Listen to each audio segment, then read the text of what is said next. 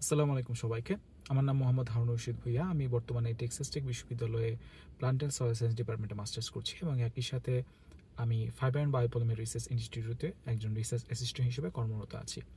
আজকে আমি কথা বলতে চাই হচ্ছে রেকমেন্ডেশন লেটার নিয়ে, যেটা হচ্ছে আমেরিকান বিশ্ববিদ্যালয় আবেদনের সময় আমাদের সবসময় দিতে হয়।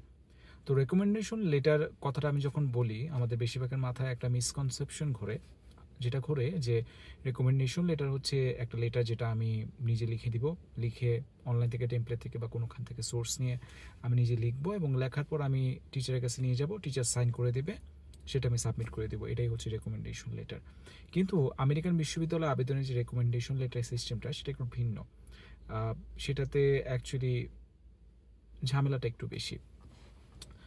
ক্লিয়ার করে যদি বলি, আমেরিকান বিশ্ববিদ্যালয়ে আপনি যদি রেকমেন্ডেশন লেটার পাঠাতে চান, আপনি সেটা নিজের অ্যাপ্লিকেশন পোর্টাল থেকে নিজে আপলোড করতে পারবেন না। আপনার যেটা করতে হবে, আপনার শিক্ষককে আবেদন করতে হবে রেকমেন্ডেশন লেটার সাবমিট করার জন্য, এবং শিক্ষক নিজে আপনার রেকমেন্ডেশন লেটারটা সাবমিট করতে পারবেন, আপনি নিজে করতে পারবেন না। বিষয়টা যেভাবে কাজ করে, ধরা যাক আপনি একটা আমেরিকান একটা বিশ্ববিদ্যালয়ে রেকমেন্ডেশন লেটার পাঠাতে চান। তো আপনি কিভাবে কাজটা করতে পারেন? আপনি যেটা করতে পারেন যে আপনি অ্যাপ্লিকেশন পোর্টালে যাবেন, যে আপনার যা যা ফিল আপ করে সেটা করবেন। তারপর রেকমেন্ডেশনস নামে আপনার একটা ট্যাব আসবে।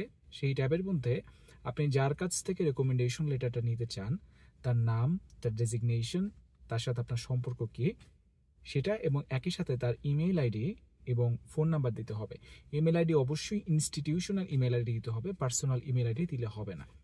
তো আপনি যখন তার ইমেল আইডি এবং ফোন নাম্বার সব কিছু ডিটেলস দিয়ে সেখানে সেন্ড নামে একটা বাটন থাকবে, সেই সেন্ড অপশনটাতে আপনি ক্লিক করবেন।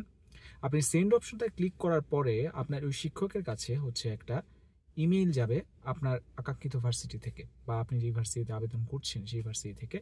তো সেই ভার্সিটি থেকে টিচারের কাছে যখন একটা ইমেইল যাবে, সেই ইমেইলে আপনার শিক্ষককে একটা পোর্টালে ঢুকতে বলা হবে। তো আপনার শিক্ষক সেই পোর্টালে ঢুকবেন। ঢোকার পরে সেখানে আপনার সম্পর্কে কিছু প্রশ্ন থাকবে। ধরা যাক আপনার হার্ডওয়ার্কিং এর লেভেল 1 থেকে 5-এর মধ্যে কত মার্ক দেওয়া যায়, অথবা আপনার সিনসিনিয়রিটি, অথবা আপনার রিসার্চ পটেনশিয়াল, আপনার ক্রিটিক্যাল থিঙ্কিং এর ক্যাপাবিলিটি, এইসব জিনিসে আপনাকে তিনি 5-এর মধ্যে কত মার্ক দেবেন, এইসব কিছু কোয়েশ্চেন, টিপিক্যাল কোয়েশ্চেন থাকবে। এটা ভার্সিটি টু ভার্সিটি ভ্যারি করতে পারে কী ধরনের কোয়েশ্চেন থাকবে।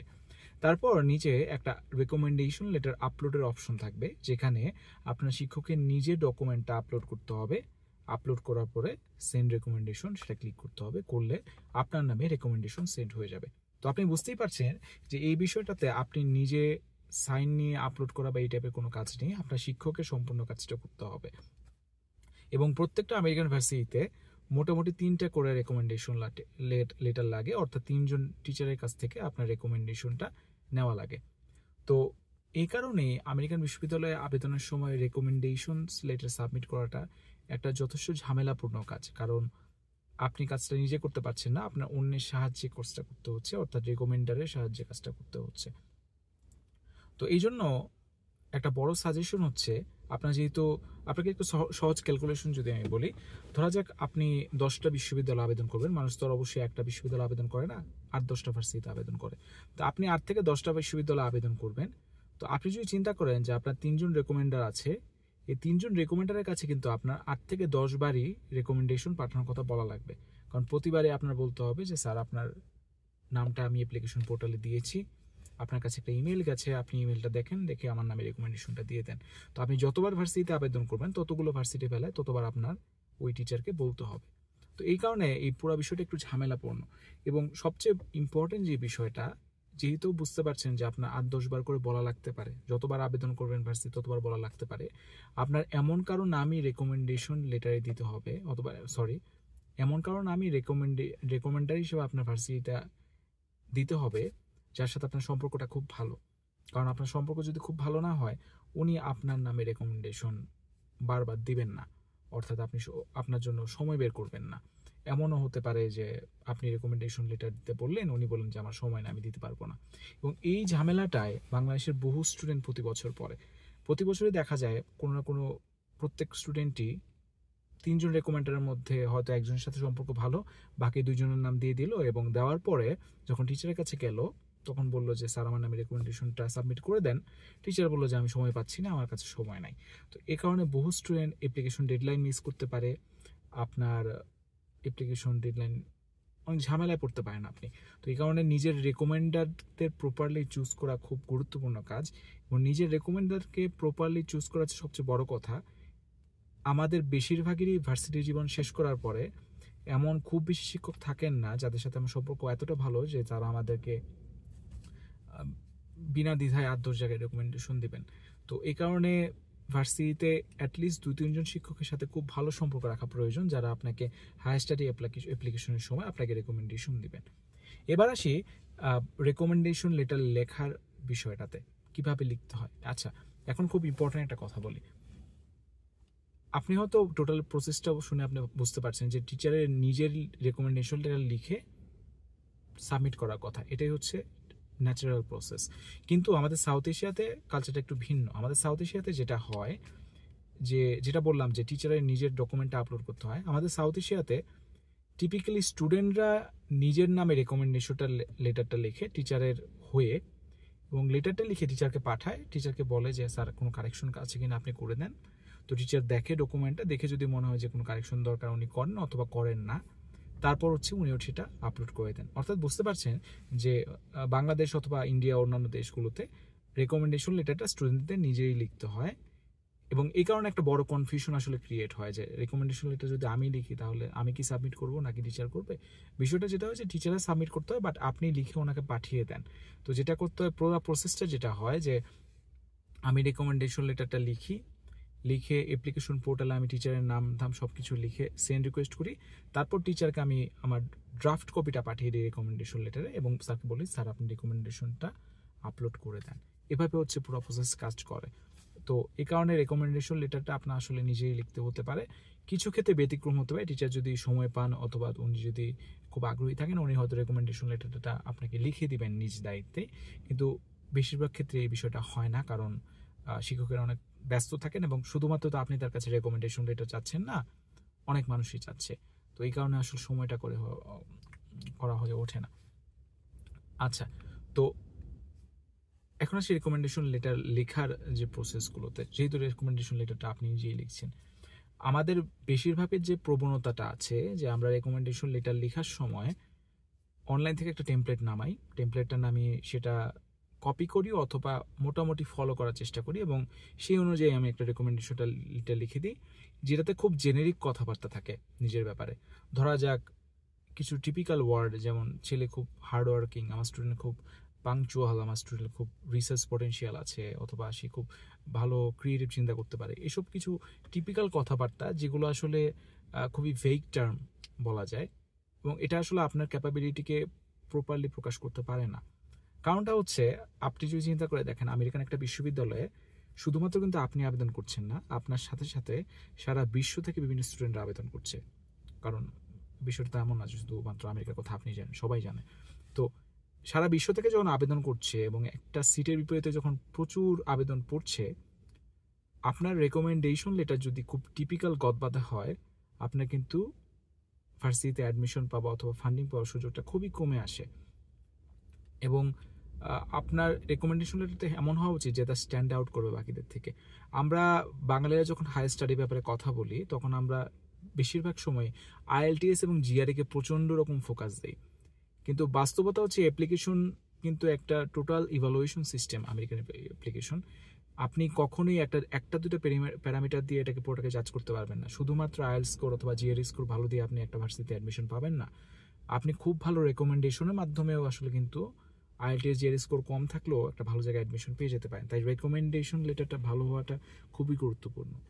তো রেকমেন্ডেশন লেটার ভালো লেখার জন্য খুব ভালো একটা টিপস হচ্ছে নিজের ব্যাপারে স্পেসিফিক কিছু কথা লেখা। সবচেয়ে বড় কথা, এমন কিছু যদি থেকে থাকে যে আপনি আপনার টিচারের সাথে একটা প্রজেক্টে কাজ করেছেন, কাজ করার সময় আপনি কোনো একটা প্রবলেম সলভ করে এসেছেন, এই বিষয়গুলো যদি রেকমেন্ডেশন লেটারে উল্লেখ করা যায়, এটা কিন্তু খুব ভালো ইফেক্টিভ হয়। আমার উদাহরণ আমি দিতে পারি যে একটা প্রজেক্ট ছিল যেটাতে 6 মাস ধরে ল্যাবের অন্যান্য রিসার্চ অ্যাসিস্ট্যান্টরা কাজ করছিল এবং একটা প্রবলেম নিয়ে আটকে ছিল।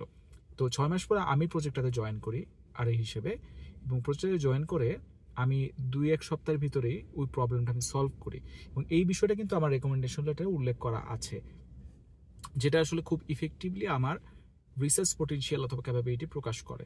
তো আপনারও যদি রিসার্চ ওয়ার্কের সময় এমন কোনো বিষয় থেকে থাকে যে নিয়ে আপনি কাজ করেছেন অথবা প্রবলেম সলভ করেছেন, এই বিষয়গুলো যদি আপনি রিসার্চ আপনার রিকমেন্ডেশন লেটারে দিতে পারেন, এটা কিন্তু আপনার ব্যাপারে খুব ভালো ইমেজ ক্রিয়েট করবে। দ্বিতীয়ত, রেকমেন্ডেশন লেটার সাবমিশনের সময় যে প্রবলেমটা হয়, যেটা বললাম যে টিচাররা প্রপার সময় পান না অথবা ডেডলাইন মিস হয়ে যায়, এই বিষয়গুলো হয়। তো এই বিষয়টার সলিউশন আসলে কি হতে পারে? এই বিষয়টার সলিউশন যেটা হতে পারে, আপনার খুব স্মার্টলি আসলে রেকমেন্ডেশন লেটারের আবেদনগুলো করতে হবে। উদাহরণ যদি প্রথম কথা, আপনি যখন টিচারকে রেকমেন্ডেশন লেটার দেওয়ার কথা বলবেন, আপনি অবশ্যই এমন করবেন না যে আগামীকাল আপনার ডেডলাইন, আগের রাত্রে আপনি টিচারকে বললেন যে আজকের মধ্যে রেকমেন্ডেশন লেটারটা সাবমিট করে দেন স্যার, নাহলে আমার অ্যাপ্লিকেশন ডেডলাইন মিস হয়ে যাবে। প্রত্যেক মানুষেরই প্রচুর কাজ থাকে, ব্যক্তিগত, প্রফেশনাল, অনেক ধরনের কাজ। তো সুতরাং আপনি একজনের কাছে ঠাস করে ডিমান্ড করতে পারেন না যে এক্ষুনি আমার রেকমেন্ডেশন লেটার সাবমিট করে দেন। এটা আসলে খুব ভালো ডিমান্ড না। তো আপনার যেটা করা উচিত যে অ্যাটলিস্ট 2 সপ্তাহ হাতে রাখা উচিত, টিচারকে 2 সপ্তাহ সময় দেওয়া উচিত যে স্যার আমার 2 সপ্তাহ পরে ডেডলাইন আছে, আপনি 2 সপ্তাহের মধ্যে আমার রেকমেন্ডেশন লেটারটা সাবমিট করে দেন। এটা খুবই ভালো অপশন, এবং এতে করে যেটা হয় যে টিচারের কাছে প্রপার সময় থাকে, পর্যাপ্ত সময় থাকে রেকমেন্ডেশন লেটার সাবমিট করা। পয়েন্ট 2, আরেকটা ভালো বুদ্ধি হচ্ছে আপনি একটা বিষয় বোঝার চেষ্টা করেন। রেকমেন্ডেশন লেটার সাবমিট করার জন্য কিন্তু আপনার অ্যাপ্লিকেশন পুরোপুরি কমপ্লিট করতে হবে না। আপনি অ্যাপ্লিকেশন রানিং অবস্থাতেই আপনি রেকমেন্ডেশন রিকোয়েস্ট পাঠাতে পারেন। তো আপনি যেটা করতে পারেন, আপনি তো অনেকগুলো ভার্সিটিতে আবেদন করবেন অবশ্যই। তো আপনি 3-4টা ভার্সিটি পোর্টালে একসাথে ঢুকে একই সাথে ওইখান থেকে ওই 3-4টা ভার্সিটি থেকে রেকমেন্ডেশন রিকোয়েস্ট আপনার রেকমেন্ডারদেরকে পাঠিয়ে দিতে পারেন।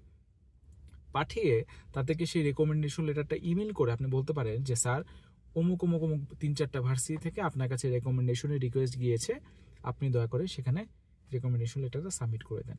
ফলে যেটা হবে যে টিচাররা যখন একবার বসবেন আপনার রেকমেন্ডেশনের কাজটা করার জন্য, উনি কিন্তু একই সাথে 3-4টা ভার্সিটি রেকমেন্ডেশনের কাজটা করে ফেলতে পারবেন। ওনার প্রতিবার আপনাকে বলতে হবে না যে স্যার এটাই আসছে রেকমেন্ডেশন, অমুকটা আসছে রেকমেন্ডেশন। আপনি একই সাথে বলতে পারলেন যে এই কয়েকটা ভার্সিটিতে রেকমেন্ডেশন রিকোয়েস্ট আপনার কাছে গিয়েছে, স্যার আপনি সাবমিট করে দেন।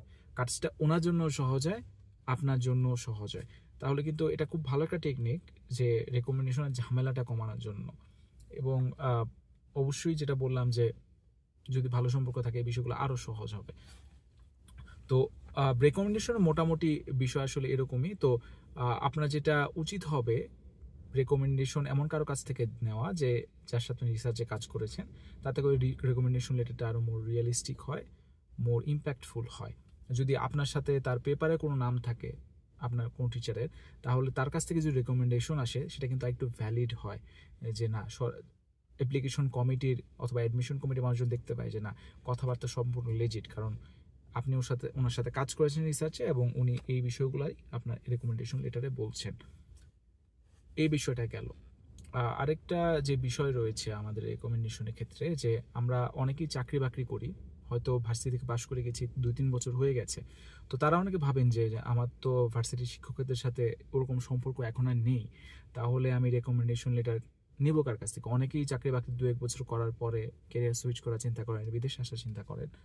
তো সেক্ষেত্রে আপনার একটা বিষয় বুঝতে হবে যে রেকমেন্ডেশন লেটার কিন্তু শুধুমাত্র ভার্সিটির শিক্ষক অথবা প্রফেসরদের কাছ থেকে নেওয়া যায়, বিষয়টা এরকম নয়।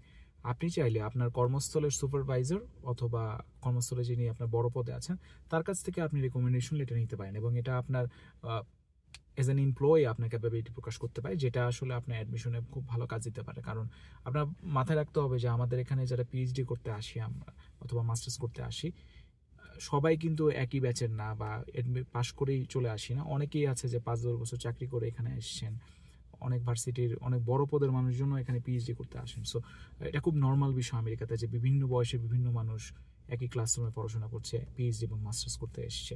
তো আপনি 2-1 বছর চাকরি করেছেন, দ্যাটস ফাইন, আপনি আপনার এমপ্লয়ি থেকেও রেকমেন্ডেশন লেটার নিয়ে আসতে পারেন এবং সেটাও খুব ভালো কাজে লাগতে পারে। অ্যাজ এ প্রফেশনাল আপনাকে মূল্যায়ন করা হবে সেখানে ভালো। তো রেকমেন্ডেশন ব্যাপারে আলাপ এতটুকুই। আপনার যদি কোনো প্রশ্ন থাকে এই ব্যাপারে আপনারা অবশ্যই কমেন্ট করতে পারেন, এবং ভিডিও যদি ভালো লাগে আপনি শেয়ার করতে পারেন, এবং চ্যানেলটি ভালো লাগলে আপনি চ্যানেলের সাথে থাকতে চ্যানেল সাবস্ক্রাইব করে রাখতে পারেন। আশা করি ভিডিওর মাধ্যমে রেকমেন্ডেশন লেটার রিলেটেড যা কনফিউশন আছে অথবা কোনো যদি ভুল ধারণা থেকে থাকে সেটা কাটবে এবং আপনাদের এই ব্যাপারে একটা পরিষ্কার ধারণা হবে। সবাইকে ধন্যবাদ, সবাই ভালো থাকবেন। আসসালামু আলাইকুম।